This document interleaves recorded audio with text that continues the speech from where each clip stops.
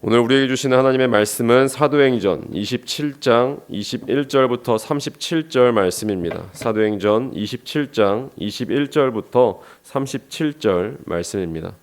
저희가 하나님의 말씀을 한 절씩 교독하신 후에 마지막 절은 다 함께 읽도록 하겠습니다.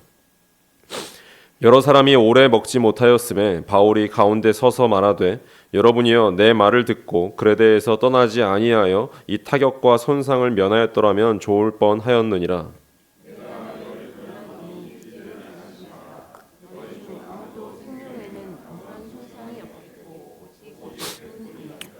내가 속한 바 곧 내가 섬기는 하나님의 사자가 어젯밤에 내 곁에 서서 말하되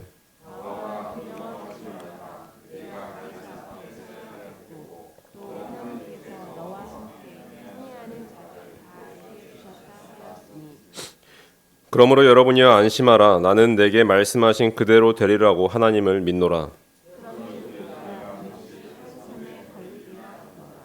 열 나흘째 되는 날 밤에 우리가 아드리아 바다에서 이리저리 쫓겨가다가 자정쯤 되어 사공들이 어느 육지에 가까워지는 줄을 짐작하고 물을 재어 보니 20길이 되고 조금 가다가 다시 재니 15길이라.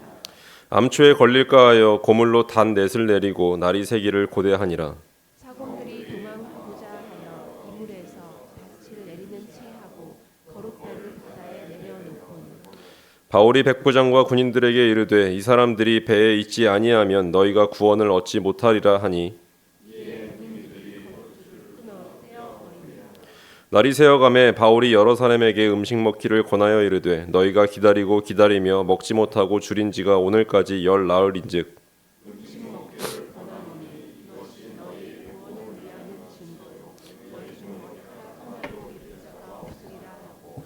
떡을 가져다가 모든 사람 앞에서 하나님께 축사하고 떼어 먹기를 시작하매 함께 읽겠습니다. 배에 있는 우리의 수는 전부 276명이더라. 아멘.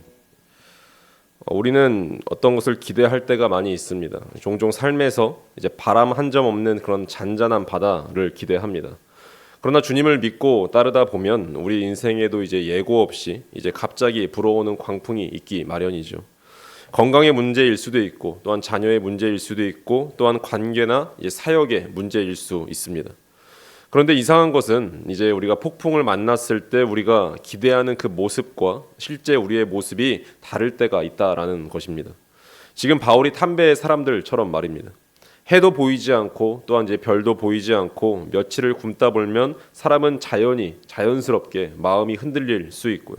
또한 소망이 무너질 수도 있고 할 수 있는 것이 없다라고 여겨지면서 절망할 때가 있습니다. 하지만 놀랍게도 그 순간에 이제 하나님의 사람 바울이 침묵을 깨고 이제 말하기 시작합니다. 그리고 하나님께서 주신 그 말씀을 담대하게 외치고 있는 모습을 오늘 본문에서 보고 있는 것이죠. 어쩌면 저와 여러분이 지금 이 새벽도 그럴 수도 있습니다. 내 힘으로는 더 이상 버틸 여력도 없고 이제 방향을 찾을 지혜도 남지 않을 것 같지만 바로 이 새벽 하나님의 말씀이 우리 마음 한가운데서 다시 서기를 원합니다. 그리고 바울처럼 내게 말씀하신 대로 그대로 되리라 라고 하는 그 하나님을 믿노라 라는 그 이 고백이 우리의 고백이 될 수 있기를 간절히 바랍니다. 그래서 이제 어제 이제 살펴보신 것처럼 계속 말씀이 지나가고 있는데 지금까지 이제 침묵하고 있던 그 바울은 이제 모든 상황을 주도하고 있음을 이제 오늘 본문에서 보고 있습니다. 바울은 이제 배의 총지휘관이 되어서 모든 것을 이제 지시하는 역할을 이제 가져갑니다. 이제 배에 탄 사람들이 이제 죽느냐 사느냐 하는 문제는 이 하나님의 사람 선지자 바울에 대한 그들의 태도에 달려 있습니다. 바울에 대한 이 불신, 바울을 믿지 못하는 그 불신이 그들 모두의 이제 불행을 가져왔다면 이제 그에 대한 이 전적인 신뢰는 생명의 보존 곧 구원을 가져올 것입니다. 이제 27장에서 전개된 이 지금까지의 불행이 이제 바울 사도의 이제 경고를 외면한 결과였다면 이제 그들의 구원은 그들이 바울의 권면에 어떠한 태도를 가지느냐에 따라서 달려 있습니다. 이 광풍 속에서 모든 승객들, 배에 탄 모든 사람들이 죽지 않고 살아남은 것은 분명 그들의 육체적인 그 생명이 구원받은 사건이라 할 수 있습니다. 그냥 배만 손상된 것 말이죠. 그러나 이 사건, 오늘 본문에서 말하는 사건은 한 단계 더 나아가서 영적인 생명의 구원을 묘사하고 있습니다. 바울이 지금까지 전파한 이 구원의 복음을 믿음으로 받아들이면 구원에 분명히 은혜가 있을 것이지만 불신과 불순종으로 거부하면 세상의 어떤 지혜나 기술로도 피할 수 없는 멸망이 올 것이다 라는 것은 자명합니다. 이 저자인 누가가 묘사한 대로 이 바울이 전파하는 이 복음을 거부하는 한 구원의 희망은 어디에도 없음을, 구원의 여망은 어디에도 없음을 알려줍니다. 바울이 지금까지의 침묵을 깨고 사람들 가운데 서서 말하기 시작한 시점은 우리가 아시다시피 여러 사람들이 오래 먹지 못하던 시기였습니다. 그들은 이미 상당 시간 기간 별도 보지 못한 채 지내고 있었죠. 한 가닥 신락 같은 그 소망조차 없는 상황 속에서 식사를 할 의욕이 없었던 것은 너무나 당연할 수 있습니다. 그런 상황에서 바울은 새 예언을 합니다. 그 예언은 하나님께서 하나님의 사자 천사를 통해서 그에게 주신 말씀에 근거하고 있습니다. 그 말에서 강조된 부분은 그런 것들을 찾아낼 수 있는 것 같아요. 하나님과 바울 자신의 관계를 우리는 살펴볼 수 있는 것이죠. 바울 자신이 나는 하나님에게 속해 있을 뿐만 아니라 하나님을 나는 섬기는 자라는 그 사실을 가르쳐주고 있습니다. 게다가 바울이 담대하게 전할 수 있는 그 근거가 무엇인지 아시죠? 하나님께서 바울 너는 반드시 가이사의 법정에 서게 될 것이라 라는 그 말씀을 믿고 있었기 때문에 그렇습니다. 하나님의 뜻은 확정되었기 때문에 어떠한 폭풍도 바울이 로마로 가는 것을 막을 수는 없었습니다. 그리고 다른 하나는 하나님이 배에 탄 모든 사람들을 바울에게 선물로 주셨다라는 거예요. 이건 우리에게 굉장히 중요한 의미로 다가옵니다. 이 말씀은 하나님이 배에 탄 모든 사람을 살리시는 그 사건이 하나님이 바울에게 선사하는 선물이라는 의미이기 때문에 그렇습니다. 곧 바울 때문에 하나님이 그들 모두를 살리실 것이라는 말과 다를 바 없습니다. 그렇기에 너희는 안심하라 라고 말하면서 바울 자신은 말씀하신 그대로 성취하시는 그 하나님을 나는 믿습니다 라고 고백하고 있어요. 바울의 하나님은 누구십니까? 그리스도 예수 안에서 성경의 모든 예언을 성취하신 하나님이십니다. 하나님은 그리스도의 그 십자가와 부활 사건을 통해서 선지자들의 모든 예언을 하나씩 다 성취하신 분이십니다. 바울에게는 그 믿음이 있었던 것이죠. 이 바울의 예언은 14일째 되는 밤에 구체적으로 실현되기 시작합니다. 광풍이 시작된 지 14일째 되는 날이었습니다. 그렇게 육시가 다가워지기 시작하자 거기에 있던 선원들은 어떤 생각이 들었는지 오늘 본문을 보면 잘 아실 겁니다. 탈출을 시도하고 있죠. 이들은 바울의 말을 끝까지 불신했던 겁니다. 배에 있어야 구원을 있을 것이다 라는 그 말씀을 믿지 못한 것이죠. 그렇지만 그 말씀을 믿는 자들도 있었습니다. 백부장과 군인들이었죠. 그래서 바울의 말을 따라서 바로 순종해서 그들의 탈출을 막을 수 있었습니다. 그 사건이 있을 후에 날이 셀 무렵 바울은 사람들에게 다시 한번 권면합니다. 33절, 34절 말씀입니다.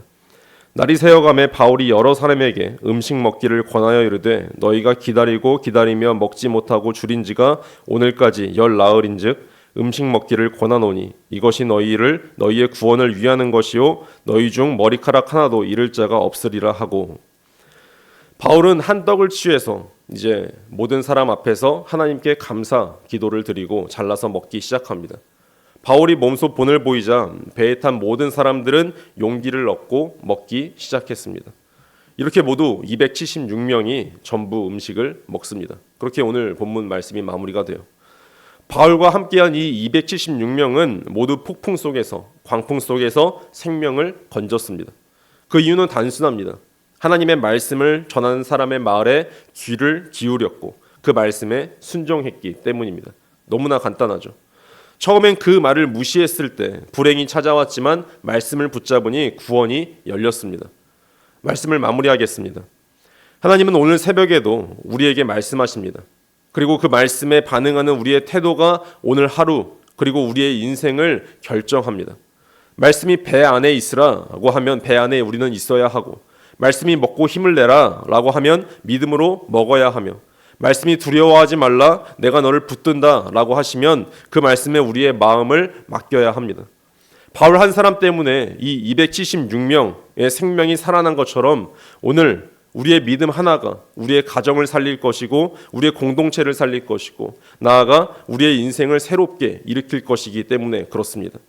그러므로 이 새벽 우리도 바울처럼 다시 한번 선포했으면 좋겠습니다. 주님, 말씀하신 그대로 될 것을 저는 믿습니다. 이 선포가 오늘 우리의 삶에서 역사하심을 바라보는 저와 여러분 다 되시기를 간절히 축원합니다. 기도하시겠습니다. 사랑과 은혜가 풍성하신 하나님 아버지, 광풍 속에서도 우리를 버려두지 않으시고 말씀으로 인도하시며 붙드시는 그 주님의 은혜를 찬양합니다. 오늘 이 새벽 우리의 삶에 불어오는 바람과 파도가 무엇이든지 그 속에서 말씀을 믿고 순종하는 자 되게 하여 주옵소서.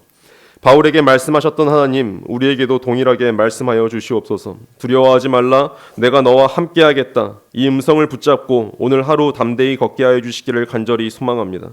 주님, 우리가 말씀 앞에 멈추어 서게 하시고 사공들처럼 내 마음대로 도망하지 않게 하시며 순종함으로 구원의 길에 머물게 하여 주옵소서. 오늘 바울이 떡을 축사하고 나눌 때 276명이 새 힘을 얻은 것처럼 주님의 말씀의 떡을 먹는 우리에게도 영적인 능력과 담대함을 부어 주시옵소서.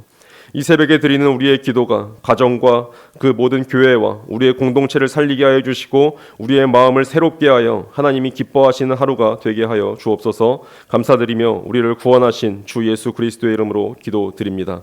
아멘.